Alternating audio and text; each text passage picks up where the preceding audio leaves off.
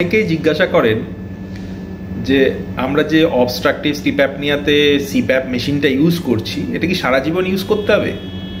যখনই ঘুমাতে যাব তখনই ইউজ করতে হবে? অথবা কোথাও যাচ্ছি এটা কি সঙ্গে নিয়ে যেতে হবে?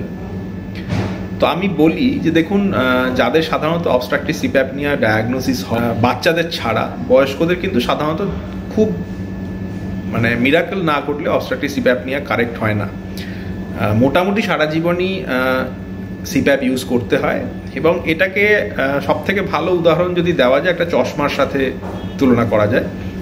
চশমাটা যেমন আপনার সর্বক্ষণের সঙ্গী, সেরকমই যারা অবস্ট্রাকটিভ স্লিপ অ্যাপনিয়াতে ভুগছেন তাদের কাছে সিপ্যাপ মেশিনটা সবসময়ের সঙ্গী হওয়া উচিত। সে আপনি রাত্রিবেলা ঘুমাচ্ছেন তখনও নিচ্ছেন, দুপুরবেলা যদি মনে হয় যে 2 ঘন্টার জন্য ঘুমাচ্ছি তাহলেও নিতে হবে, এবং সেটা নিয়ে কোথাও যাচ্ছি, দূরপাল্লার ট্রেনে ভ্রমণ করছি, সেখানে ঘুমাচ্ছি, সেক্ষেত্রেও ইউজ করতে হবে। কারণ আপনার মনে রাখতে হবে ঘুমের সময়তেই আপনার মেন সমস্যাটা হচ্ছে, সেটা যে কোনো সময় এই সমস্যাটা হতে পারে। তো স্লিপ অ্যাপনিয়া যারা ভুগছেন তারা সিপ্যাপ মেশিনটাকে নিজের সাথে সবসময় ক্যারি করবেন, এবং ঘুম যখনই আসছে ওটাকে পরে ঘুমানোই